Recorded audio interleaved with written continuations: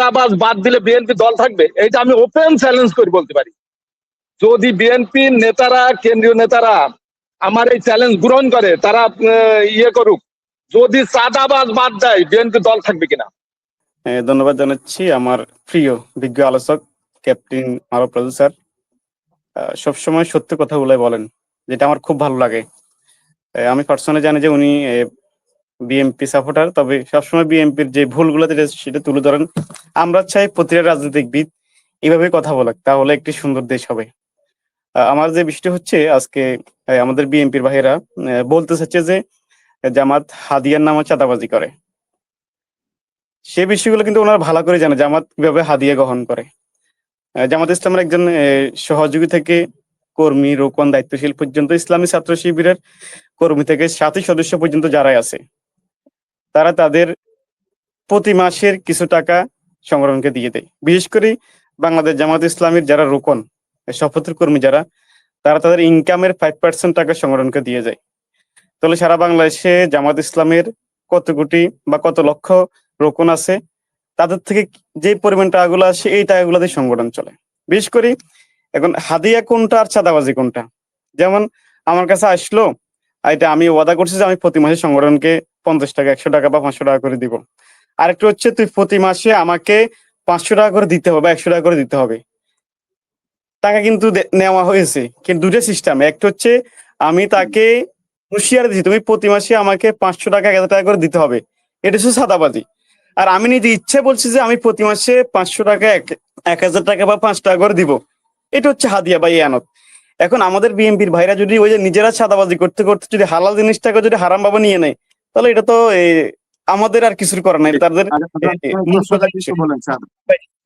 আরেকটি বিষয় হচ্ছে আমাদের রমজানে, এবার বিশেষ করে কোরবানি, আমাদের জামাত ইসলামের বিভিন্ন জায়গাতে গরু কোরবানি দিয়েছেন। এই বিষয় নিয়ে আমাদের মানে বিতর্কিত হয়েছে। যেমন কি আমাদের নোয়াখালী ফাউন্ডেশনের যিনি এমপি প্রার্থী ছিলেন, অধ্যাপক বেলায়েত সাহেব বা বেলায়েত হোসেন, উনি 100টি গরু দিয়েছেন। এবং ওখানে যিনি বর্তমানে এমপি ফখরুল ইসলাম, উনি আবার এটা বিপরীত অনেকগুলো, এটা নিয়ে স্যার একটু কথা বলবেন, আমি বলতেছি বিষয়টা। কথা বলছেন কি এত টাকা উনি কোথায় পাইছে, উনি চাঁদাবাজি করেছে নিচ্ছে বা কোনো থেকে টাকাগুলো নিচ্ছে। এটা হচ্ছে কেমন, আমাদের প্রতিটা ইউনিট থেকে, আমাদের যে জামাত ইসলামের ইউনিট গুলো আছে, আমাদের ইউনিট থেকে কিছু টাকা ধার্য করা হয় আমাদের কর্মীদের থেকে, যে আপনারা এত টাকা করে দিবেন। টাকাগুলো দেওয়ার পরে আমরা এই টাকাগুলো এমন করে কিছু গরু কোরবানি দিব গরিব অসহায় মানুষদের কাছে। তাহলে এটা হচ্ছে আমরা আমাদের টাকা দিয়ে কোরবানি দিচ্ছি সাধারণ মানুষের জন্য। তারা জ্বলে কেন? কারণ তারা তো চাঁদাবাজি করে, তারা দখলবাজি করে, এবং তারাই মানবিক কাজ করতে পারতেছে না, ওখানে তাদের চলতেছে, জ্বলতেছে তাদের। আশা করি বিষয়গুলো।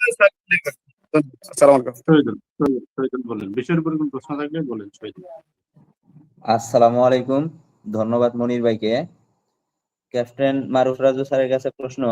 আজকের সর্বোচ্চ চলমান বিষয় হচ্ছে রুহুল কবির রিজভী সাহেব বললো জামাত হাদিয়ার নামে চাঁদাবাজি নেয়, যে চাঁদাবাজি করতেছে, আর বিএনপি চাঁদাবাজির উদ্দেশ্যেই চাঁদাবাজি করতেছে। যেমন মেট্রো রেল দখল করে গরুর হাট বসিয়া চাঁদাবাজি, তারপরে এই যে বিভিন্ন রুটে যানবাহনে থেকে চাঁদাবাজি, এগুলা চাঁদাবাজির মাধ্যমেই চাঁদাবাজি। আর জামাত চাঁদাবাজি করতেছে হাদিয়ার মাধ্যমে, যেটা তারা জোর করে নিতেছে না, মানুষ স্বেচ্ছায় দিতেছে, ওইগুলা রে বলতেছে চাঁদাবাজি। আর যেগুলা মেট্রো রেল স্টেশন দখল করে চাঁদাবাজি করতেছে, ওইগুলা মানে চাঁদাবাজি না, মানে তাদের দৃষ্টিতে। আর ক্যাপ্টেন মারুফ রাজু স্যারের কাছে আর একটা বিষয়ে আলোকপাত, যে আমাদের পানি সম্পদ মন্ত্রী এনি, তিনি আজকে বক্তব্য দিল তিনি ওই আসন থেকে বিজয়ী প্রার্থী হয়ে তিনি মন্ত্রী হয়েছেন, তিনি গরু কুরবানি দিতে পারে না, কিন্তু তার আসনের পরাজিত একজন প্রার্থী সে কিভাবে এই এতগুলা গরু কুরবানি দিছে, 40টা না 48টা গরু কুরবানি দিছে, এবং কি ওই সম্পূর্ণ তার আসনের গরিব দুঃখী মানুষের মাঝে দিছে, তিনি দিছে একটা, কিন্তু জামাতের পরাজিত প্রার্থী হয়ে তিনি অনেকগুলা গরু কুরবানি দিছে, এবং পুরা তার আসনের বা আশেপাশের সকল দরিদ্র যারা 32 লাখ টাকা দিয়ে তো কোরবানি দিল, যেটা নিয়ে অনেক তা দিছে, কিন্তু তিনি ওই জামাতের এমপির সাথে, পরাজিত প্রার্থীর সাথে পারে নাই। এইটাই তো সে আজকেই বলল অনলাইনে, যে এক কনফারেন্সে সাংবাদিকদের সামনেই বলল। কিন্তু আমার কথা হচ্ছে এটা, যে সে প্রশ্ন করছে জামাতের ওই প্রার্থী যে পরাজিত প্রার্থী হয়ে এত টাকা পাইলো কোথায়। কিন্তু এটার আমাদের মেন দৃষ্টিকোণ থেকে যদি বলতে চাই, তাহলে এটার প্রধানই হচ্ছে যে ওই এনি সাহেব যে নমিনেশন নিছে, নমিনেশন নিতে তার কত কোটি টাকা কেন্দ্রীয় ওই বিএনপির কেন্দ্রীয় পর্যায়ে দেওয়া লাগছে, ওটার তো আমরা হিসাব চাইলেও তিনি দিবেন না। কিন্তু জামাতের প্রার্থী যে নমিনেশন নিছে তার 1 টাকাও সম্ভবত দেওয়া লাগে নাই তার কেন্দ্রীয় পর্যায়ে জামাতে। এই ক্ষেত্রে তার ওই টাকাটা খরচ হয় নাই, কিন্তু এন হিসাবের টাকাগুলা তো ওইখানে খরচ হয়েছে। এই ক্ষেত্রে সে ইচ্ছা করলেও তার সম্পূর্ণ এলাকার গরিব দুঃখী মানুষকে গরু কুরবানি দিয়ে খাওয়াইতে পারে নাই ওইভাবে। জি, আচ্ছা, ধন্যবাদ। জহিরুল জহিরুল জহিরুল বলেন। আসসালামু আলাইকুম। মুনিব, আমাকে শোনা যাচ্ছে? জি, শুনতে পাচ্ছি। হ্যালো। আপনাকে প্রথমত ঈদ মোবারক। ক্যাপ্টেন মারুফ স্যারকে ঈদ মোবারক। অনেকদিন পরে আসলাম নানা ব্যস্ততার কারণে। আমার প্রশ্ন হচ্ছে, প্রথম প্রশ্ন যে জামাত কিন্তু তাদের এক বিবৃতিতে স্পষ্ট বলেছে যে জামাত কিন্তু তাদের যে জাকাতের টাকা কালেকশন করে তা তাদের কর্মীদের জাকাতের টাকাই কিন্তু কালেকশন করে। হয়তো অনেকে জামাতকে ভালোবাসে, তারাও দিতে পারে। এবং তারা কিন্তু বলেছে জামাত কোরআনে নির্দিষ্ট যে জাকাতের যে খাতগুলা উল্লেখ করা আছে, এই নির্দিষ্ট খাতেই জামাত তার জাকাতের টাকা ব্যয় করে। ঠিক আছে? যার কারণে আমরা দেখি জামাতের অনেকগুলা অনেকগুলা তাদের এই জনকল্যাণ ইয়ে আছে, আপনার প্রোগ্রাম আছে, যেগুলা মানে মানুষ আর্থিক সচ্ছলতার প্রোগ্রাম আছে, আমরা দেখি, প্রায়ই দেখি নেটে। আমার প্রশ্ন হলো, রিজভী সাহেব তো একজন বর্ষিয়ান বা প্রবীণ রাজনীতিবিদ।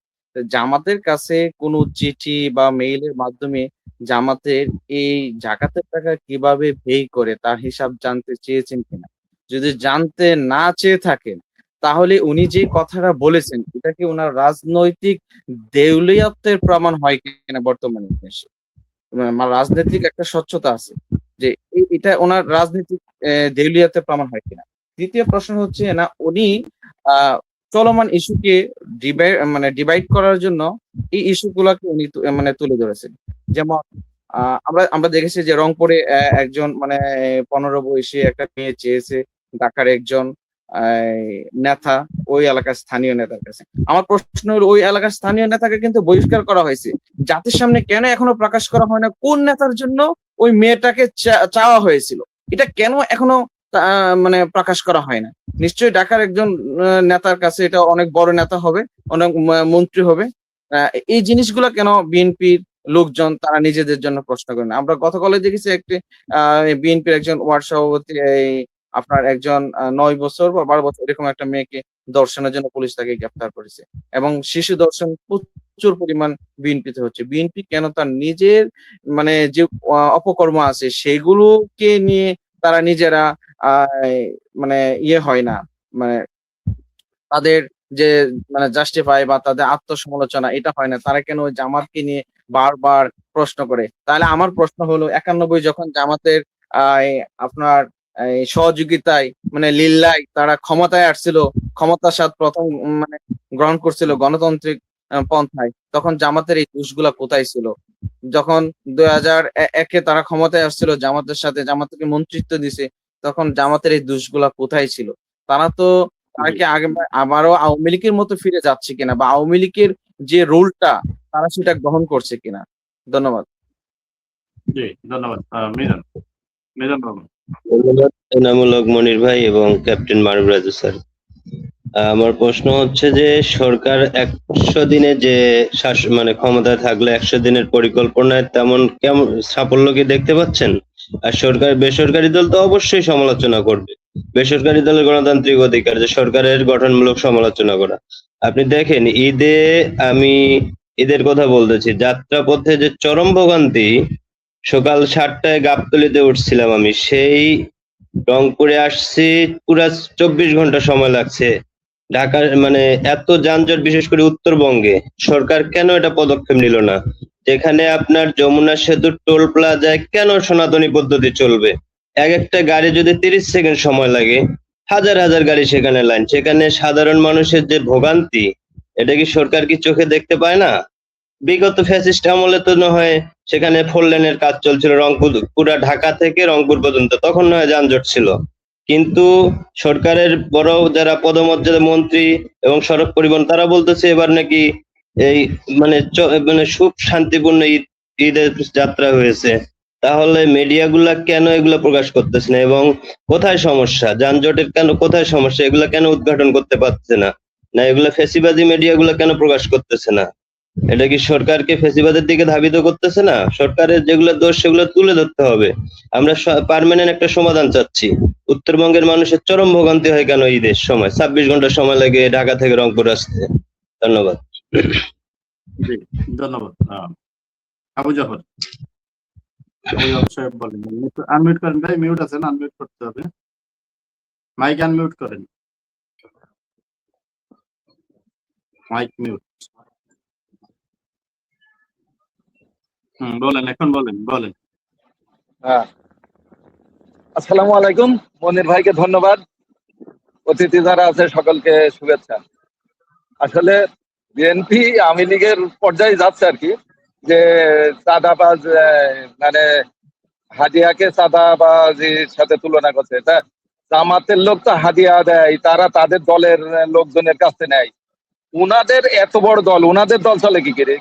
কোন একটা সমাবেশ হলে জামাতের লোকরা, আমরা যদি যে এলাকাতে যাই, ওই যারা যায় তারাই গাড়ি ভাড়া করে যায়। আর বিএনপি তো কেন্দ্রের টাকা দেওয়া লাগে, তো উনারা টাকাটা কোথায় পায়? আর উনাদের দলের লোকজনের কাছে, নেতার কাছে কি জামাত ইয়ানত বা হাদিয়া নিতে যায়? তাদের দলের লোকের কাছে নেয় এক। আর এরা তো কি বলবো, ওই যে মির্জা আব্বাসের কথা বলে না, চাঁদাবাজ বাদ দিলে বিএনপি দল থাকবে, এইটা আমি ওপেন চ্যালেঞ্জ করে বলতে পারি। যদি বিএনপি নেতারা, কেন্দ্রীয় নেতারা আমার এই চ্যালেঞ্জ গ্রহণ করে, তারা ইয়ে করুক, যদি চাঁদাবাজ বাদ দেয় বিএনপি দল থাকবে কিনা।